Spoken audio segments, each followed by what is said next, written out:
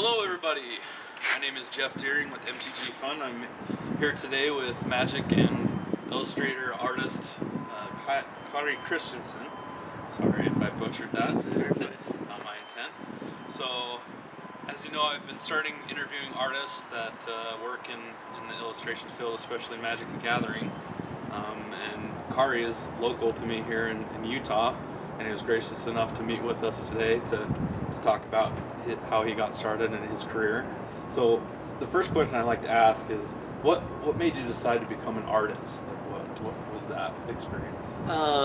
Probably just because I didn't have the toys I wanted as a kid. So I remember being 4 and I didn't have a toy TIE fighter. So I'm like, really? Okay, I'll draw my TIE fighters and wow, yeah. So I think cool. It was just for fun as a kid, and I think I was 3 when the first Star Wars movie came out. Yeah. So my parents really didn't want me to go to the movie theater that young. Sure. So I kind of act out what I thought was happening, Based on the posters or what you see on TV. Yeah, and my mom also oil painted too. Really? That's cool. So what kind of paintings did she do? So she we lived in Norway when I was younger, and so she would do what's called rose mauling, which is like a ornate flowers. That's kind of a traditional Norwegian style of painting. Oh, okay. So is that where your family's from? Like distant, generations back, but yeah. So we've had a chance to kind of chat beforehand, and you mentioned that growing up, your father was in the Air Force and that you travel around. Did that influence any of your art styles or any of your decisions to get into illustration? I think growing up in Norway, we moved back to the States when I was 6. Okay. So I grew up with the folklore and trolls. We had trolls all over the house. Is Norway, and this will show my naivete, is that where Krampus is? Or is that that's more Germany. But a lot of the same kind of sensibility though, I think. So did you learn some? I spoke Norwegian? Yeah. Oh, wow. Yeah. That's awesome. Great. So you mentioned that you kind of create your own toys, like with drawings, and act out the scenes. Yeah.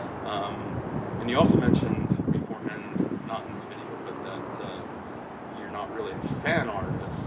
You don't do a lot of fan art. I wish I was more of a fan artist, because I don't do a ton of fan art, even though I'm a huge fan of Star Wars and Lord of the Rings. And I think it's just because I really like to explore what happens when I just start sketching. But you mentioned, so the segue I was looking for there was more towards how that influenced you to become an artist. You said that got you started, but what kept you going? Besides becoming an art major. Well, in high school, so I always liked to make things, and I drew all through school. Like I never really paid attention very well during class because I was always drawing. And luckily I had a few teachers that were actually like, well, I know this is like history class, but I'm glad you're being productive doing something. So, but I thought I was really interested in science fiction, and I was really interested in robotics and engineering. So I was like, when I was a sophomore in high school, I was like, I think I should be an engineer. So the high school was offering some college level engineering classes that you could take. So I took one. I think the highest grade I got on a test was like 20%, and like 10%. I might even had a 0%. So you didn't really have an aptitude for engineering. It was terrible. I think I was told maybe I should look into something else. It's good to and I was find like, what you're not good at too. I like drawing a lot better anyways. Yeah, that's awesome. So you kind of segued and switched into more of the art field. I think it really helped me though, because with 3D technology, like there's a lot of technology now in art, and I worked in game studios, so I think that was helpful. That I was interested in technology. So you go from high school, you go into art.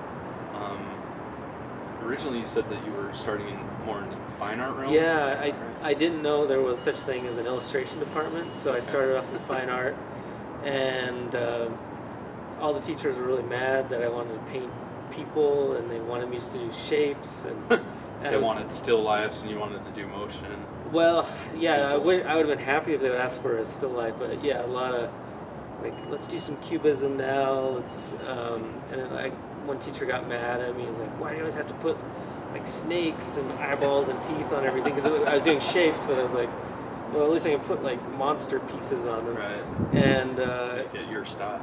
my favorite critique was a teacher said, "You're painting like Picasso never existed."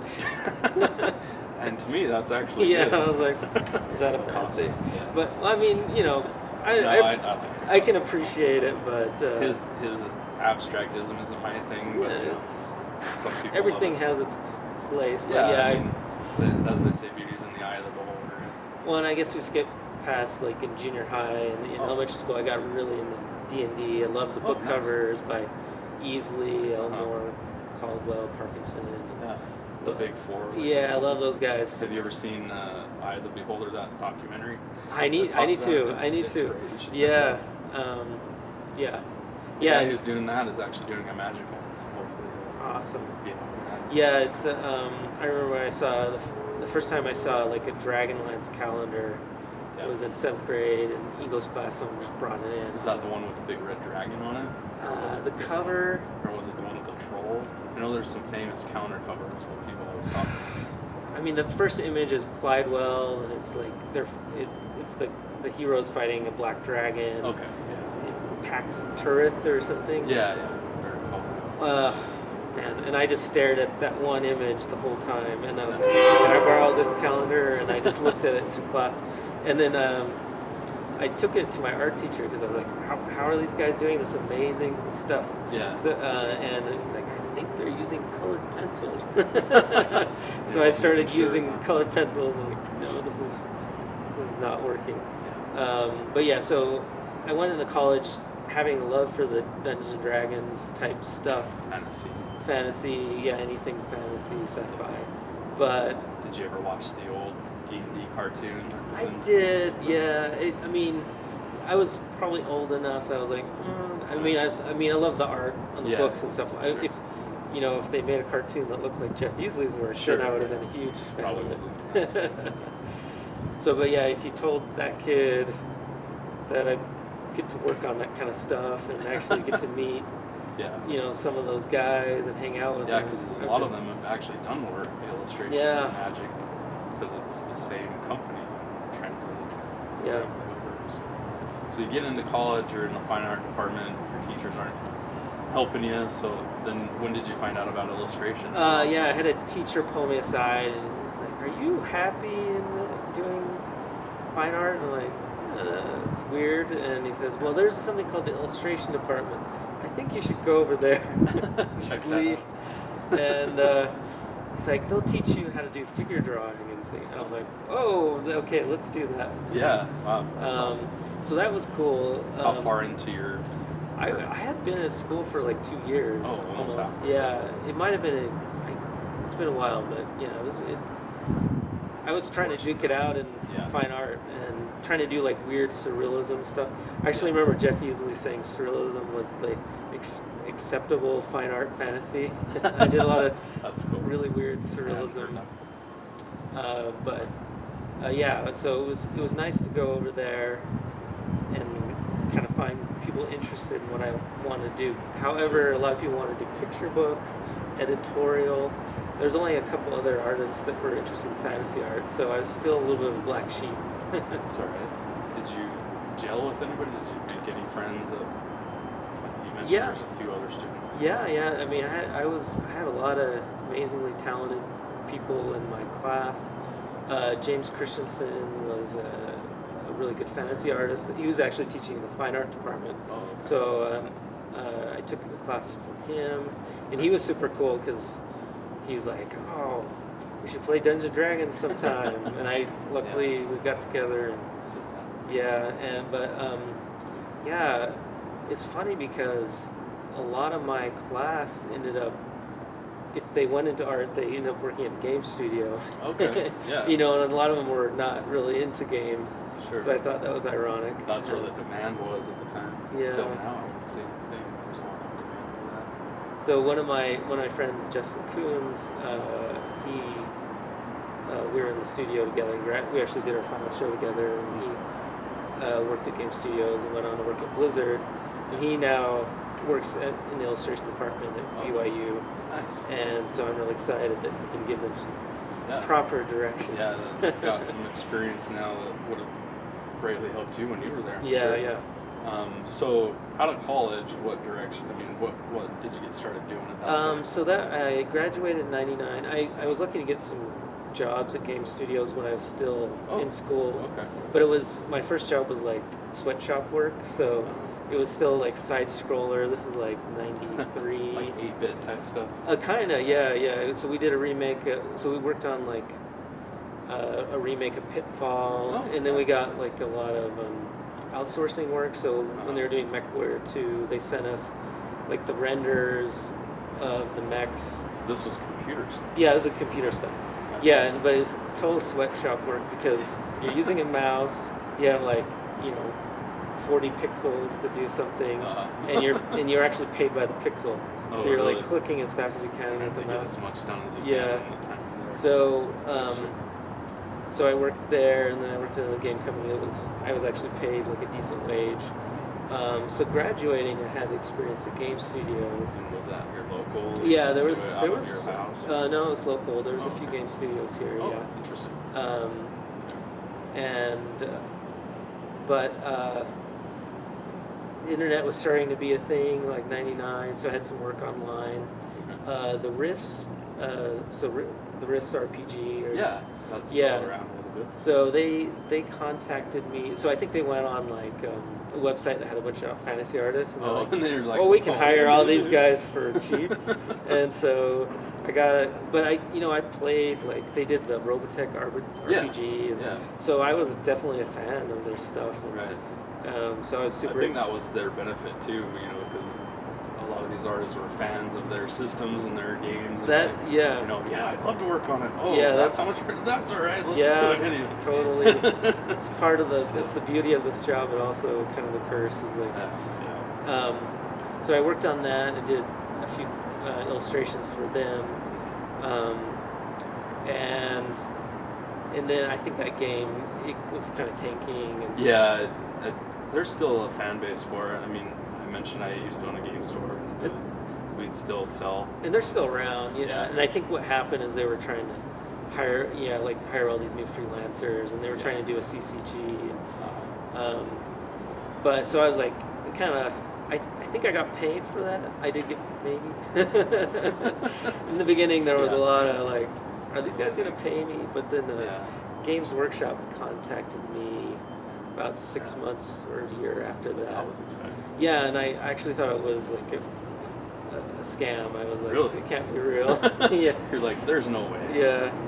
And so I went down the game store. I was like, is this true? Like, does this seem legit? I started doing lots of freelance work for them, which was really fun.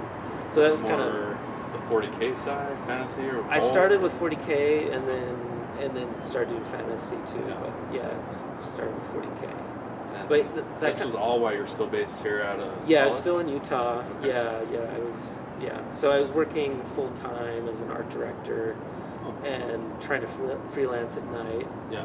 And my wife hadn't finished with art school yet. She had a scholarship to RISD, Rhode Island School of Design, which is a really good art school. Okay. And she really wanted to get out of Utah. Sure. and, Yeah. like, It's kind of a bubble here in a little bit. Yeah.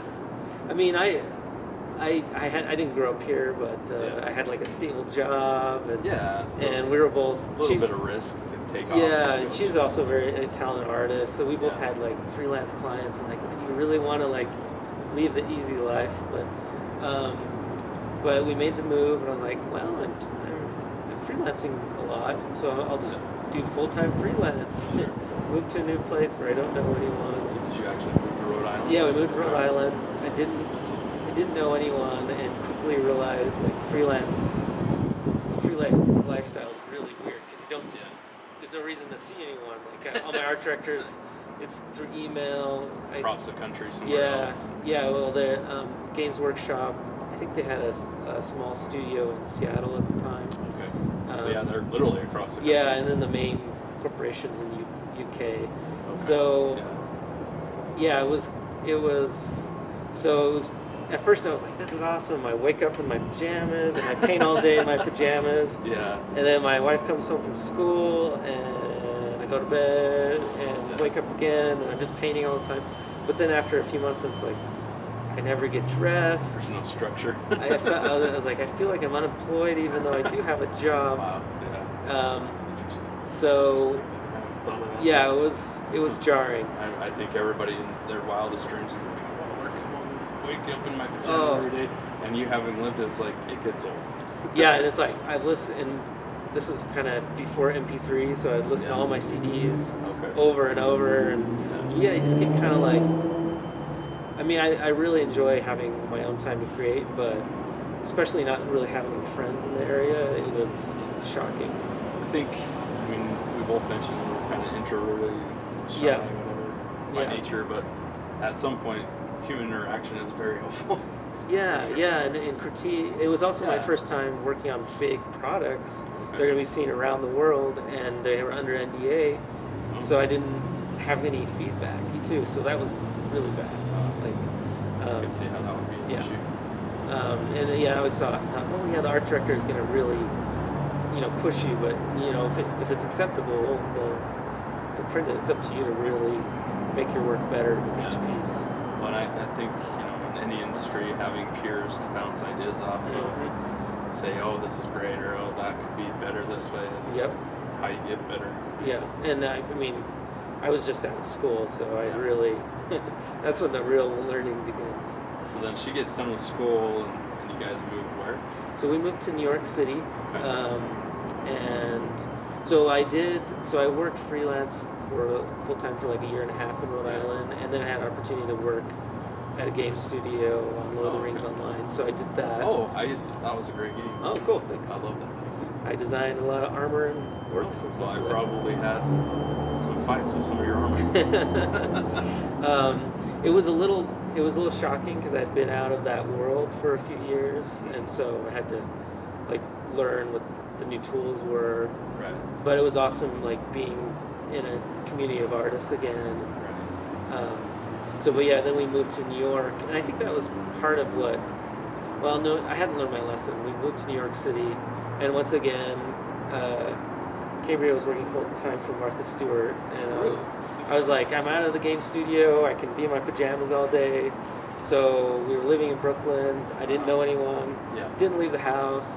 I'd look and see, Donato's presenting in Manhattan at the Society of Illustrators. Yeah. Oh, that's like an hour subway ride. I won't go.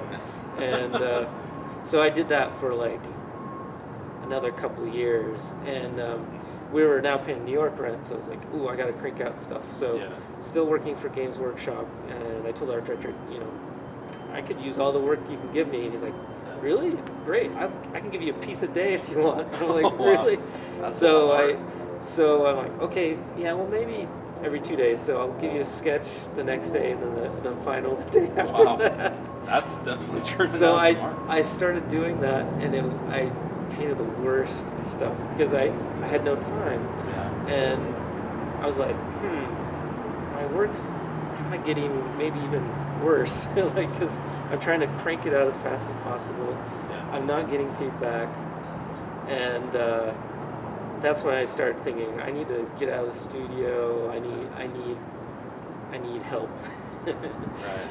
When you're in close proximity to, like you mentioned, Donato and some really prolific artists. Yeah. Did you take advantage of that? So I live near Steve Belladin.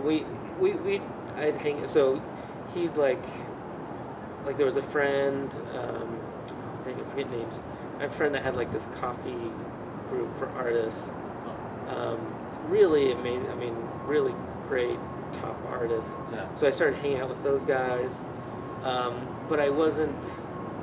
I think the thing that really showed me I had the wrong ideas.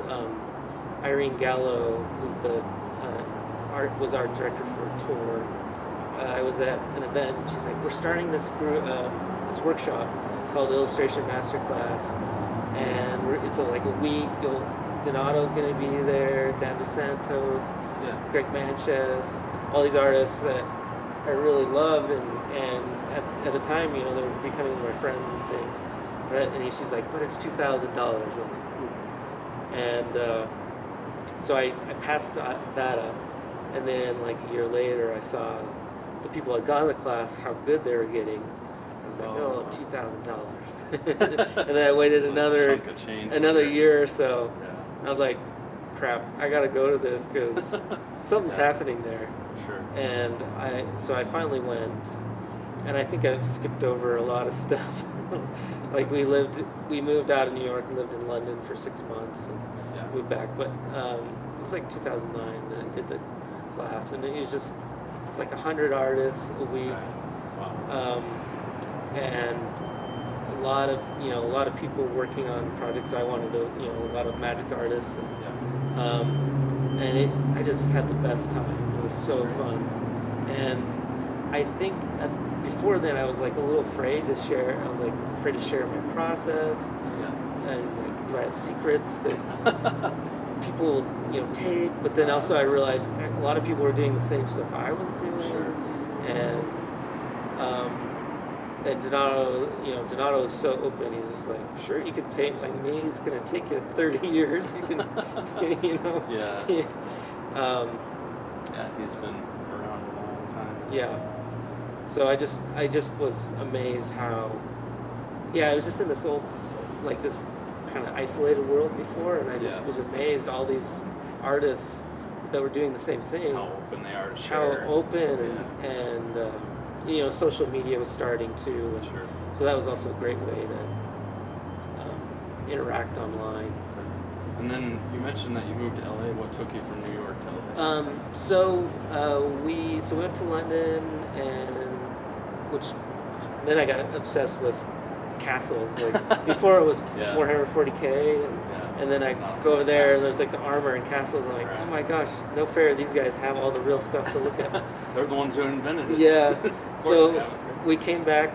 We're like, do we move back to New York? And then we realized like there's so much. The Met has like the armor collection there. Yeah. And my wife was doing graphic design, so she had work there. So we moved back to Manhattan to a tiny apartment, 150 square feet, and it was very tiny. It's the size of my bedroom. Yeah, it was. Yeah. My studio is like 3 times the size of our apartment now.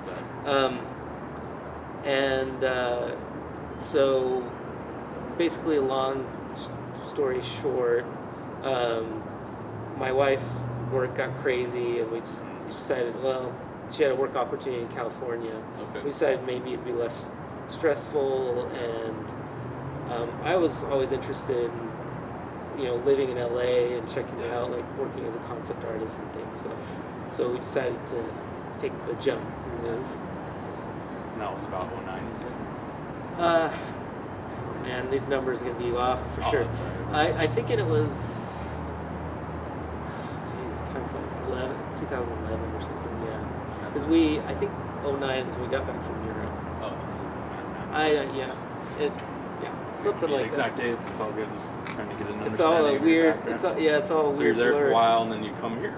Right? Yeah. So we're in LA for about 4 years. Love. It was a great experience. A lot of amazing talent there too. And then, we have family here and some family illness, and it was like, this might be a good time to be closer to family, and people aren't getting any younger, and made the jump to Utah. Yeah, and I mean, we were kind of blessed to have some really great artists. I mean, that was the secret, or what you guys are keeping. Yeah, I was very nervous. I didn't even know. Like, I'm just awakening to some of this myself, and I've lived here my whole life. So. Yeah, well, and I think because I went to school here, and then worked here. I always knew there was some great talent here for sure, but I think a lot of us left and learned and experience. But just there's a lot of events and things going on here too. Like the culture itself is more open to. Yeah, it's definitely changing. I mean, the whole genre is more mainstream. Yeah, I mean, we were talking to someone earlier that said, being called a geek used to be faux pas and bad. Now it's like you're cool if you're a geek. Yeah. Which I think is awesome. Yeah. So tell us a little bit about your process. Like you're given an assignment, for example. Well, it might be a good segue to show one of these pieces. Let's take out which one do you have here? Yeah, this is Elder Ink. Okay. Oh, wow. I don't know if you can. Hopefully you can see that. It's beautiful. What? This is the halberdier, is that right? Yeah, the rose thorn halberd. I gotta say the face on this is immaculate in person. Oh, it's great on the card. Beautiful elf. It's a little crazy weapon. Yeah, I went a little crazy barbs with that. And stuff on it. Yeah. It's almost like an elk antler or something that's just carved out. Yeah, the art brief, maybe that when they sent the brief, they said, we want something so it's elves, so they have like living weapons made out of natural materials. So they wanted a spear type thing that's covered with thorns. Yeah. And I decided to go with some crazy shapes to kind of get the organic living aspect to it. And then, so what was your process? If they gave you the assignment, they wanted an elf with like the spirit of living thing. Where did you start? What's your first step? I usually start with thumbnails. They're usually, actually, I think if you have a really ugly thumbnail that looks kind of cool, then you know you're onto something. Because if it's bad, then you can make it good. But it's just because that's where you're going for the main big shape. Showcases. A little better, anyway. So I did a couple. I usually just start with sketching with pencil and then looking up. They send the style guide, so that's always really inspiring to see what the it's always fun to read those when I get a piece of art that I've purchased or something. It still has that. It's fun to read. That process. Cool. That's the cool thing about magic is it's going to be an inspiring idea and world. And even the background with just like the foliage and stuff is actually more detailed than you get in the card. Yeah. And see all the trees and the vines and the draping vines here and stuff. It's really cool. So one thing I use ZBrush so I can sculpt things. So that was a big problem I had when I was started doing fantasy arts because I wanted to, just draw something and make it look real, but it's one thing to make that up. It doesn't look quite real if you make it up. It's hard to translate it from 3D into a flat plane. And I can sculpt it with clay, but like to sculpt something like this, I might need an armature. And I'm not the best clay sculptor, so so this I started like playing with designs with ZBrush, sculpting it, wrapping around thorns, and actually when I do a sketch, I usually, if I have something weird like this, I usually try to get a sculpt, so that way if they approve the sketch, it's the worst when you do a sketch and you're like, that's really cool, and then they approve it and you're like, oh, how do I do this? Now how do I translate? That happened with are you familiar with Chittering Doom, the squirrels? I mentioned that. So that happened with that one, because they said they wanted tons of squirrels. Sure. And then I did a sketch, and I was just like sketching squirrels all day. Squirrels. Yeah. And they approved it, and I was like, oh. Now what? I have to paint this. But I just kind of, so I do like a digital mock-up to get the lighting, and then I send that off to the art director. And I think for this one, I did two or three versions. Okay. And then, wait for approval. And they ultimately choose one and get back to Yeah. Okay. And then I use that mock-up for my base. So I print it out on canvas. Okay. And it's pretty crappy. And because I found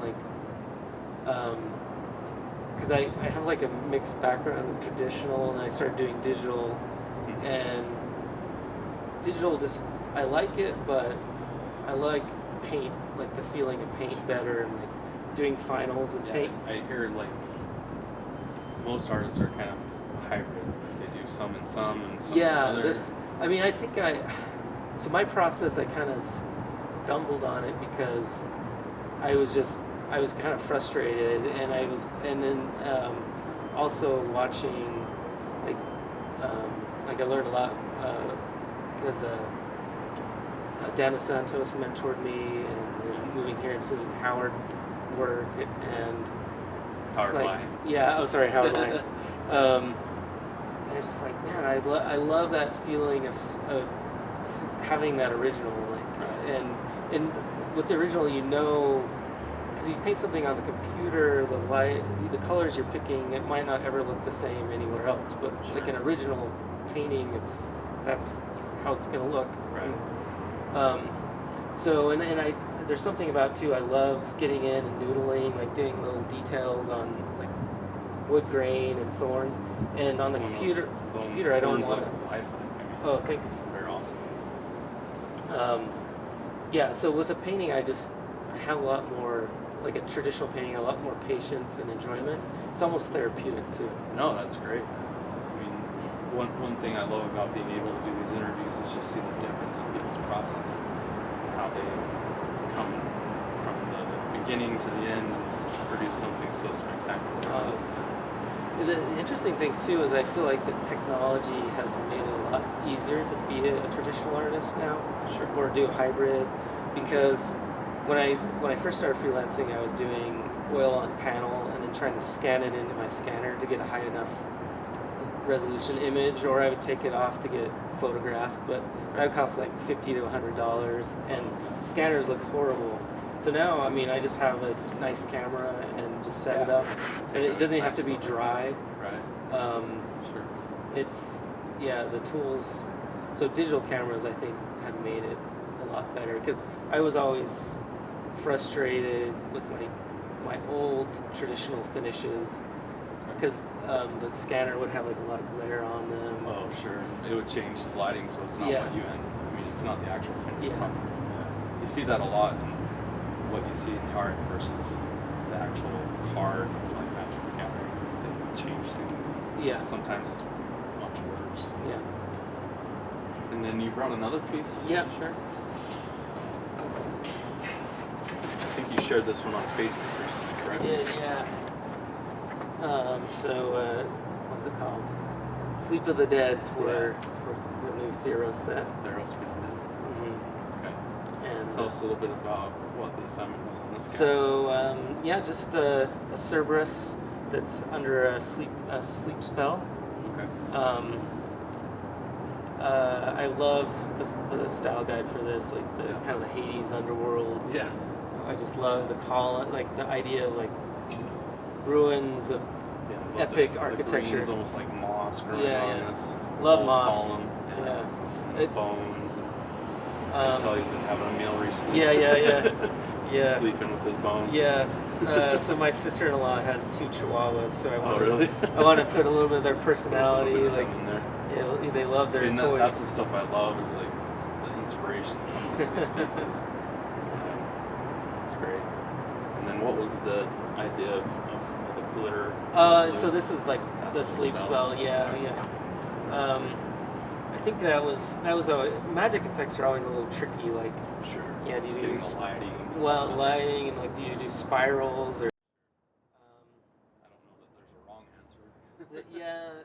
I think there's no wrong or right answer. That's the tricky thing, because no one's done magic yet. Well, and then I didn't notice it before, but there's some sort of glyphs on their Yeah. collars. Yeah, I just Improvise. I tried to make it vague enough that you don't want to, because the world building is very specific. They spend a lot of time with.